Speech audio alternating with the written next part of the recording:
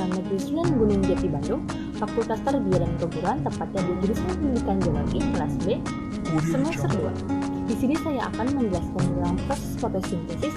Mungkin kalian semua tahu, bahkan telah mempelajarinya, apa itu proses fotosintesis dari mulai SD, SMP, SMA, SMK, bahkan kuliah. Oke.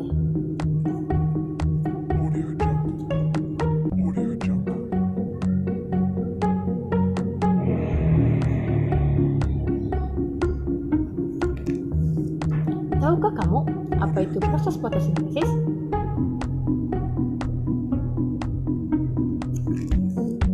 Proses fotosintesis adalah proses yang dilakukan oleh tumbuhan untuk menghasilkan mineral dan nutrisi dengan memanfaatkan cahaya matahari, terutama pada sel tumbuh, terutama pada tumbuhan yang mengandung zat hijau daun.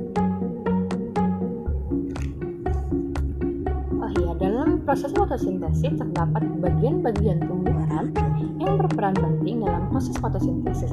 Yang pertama adalah batang. Batang berfungsi untuk mengangkut air dan garam mineral ke daun untuk proses fotosintesis. Yang kedua adalah akar.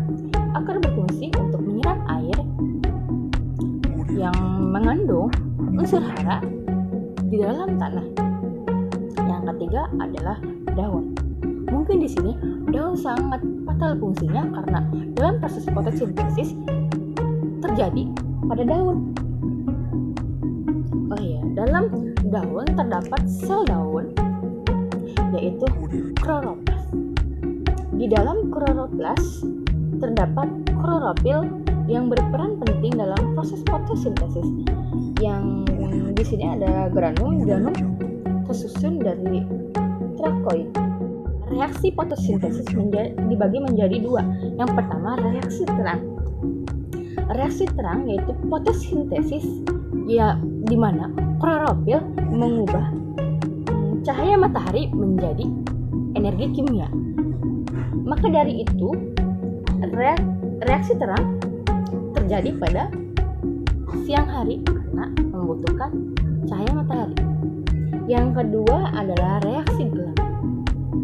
Namanya juga gelap ya. Berarti di sini reaksi fotosintesis tidak membutuhkan cahaya matahari.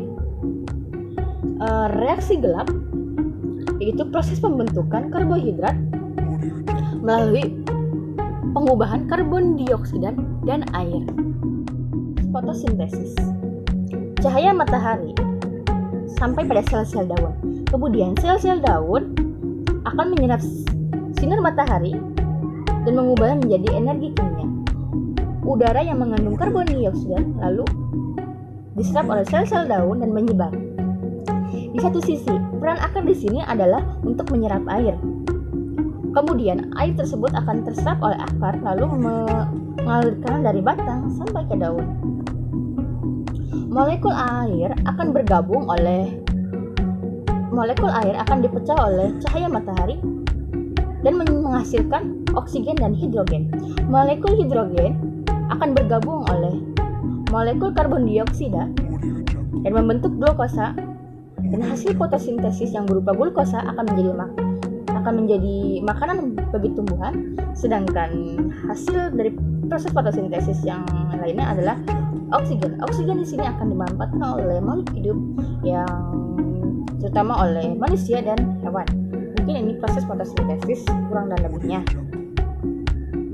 Dan di sini juga dapat diuraikan proses fotosintesis yaitu H2O ditambah CO2 karbon dioksida yang berlangsung pada klorofil dan dibantu oleh sinar matahari dan menghasilkan glukosa yaitu makanan dan O2 yaitu oksigen.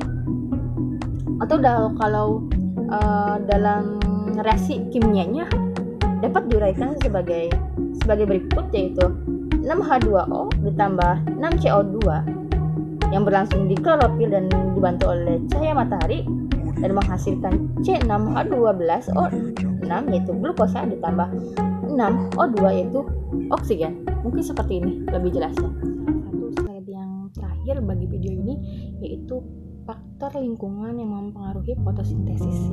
Yang pertama adalah intensitas cahaya. Di sini yang pertama, intensitas cahaya. Laju fotosintesis tinggi ketika intensitas cahaya matahari sangat banyak. Yang kedua adalah konsentrasi karbon dioksida. Semakin banyak karbon dioksida di udara sehingga makin banyak bahan yang dapat digunakan tumbuhan untuk melangsungkan fotosintesis. Yang ketiga adalah suhu. Suhu yang optimal diperlukan untuk mengaktifkan enzim-enzim yang bekerja dalam fotosintesis. Yang keempat adalah kadar air. Kekurangan air menyebabkan stomata menutup sehingga akan menghambat penyerapan karbon dioksida dan akhirnya dapat menurunkan laju fotosintesis. Bila di sini kadar air sangat rendah atau menurun, laju fotosintesis akan mengalami penurunan gitu. Yang kelima adalah kadar fotosintat atau hasil fotosintesis. Jika kadar fotosintat berkurang, laju fotosintesis akan naik.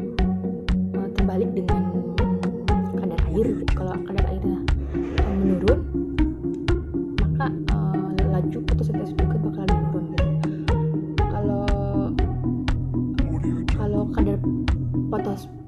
Kalau kadar fotosintat, bila mana kadar fotosintat yang menurun, maka laju fotosintesis akan naik.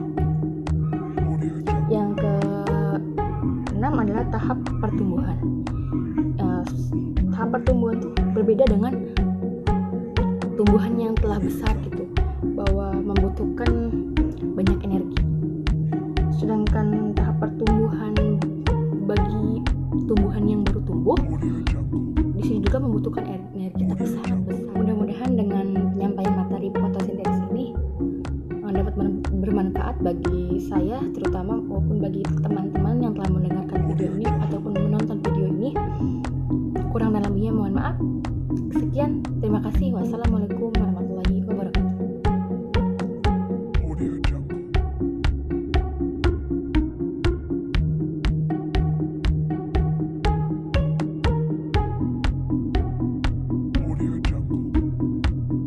Audio Jungle.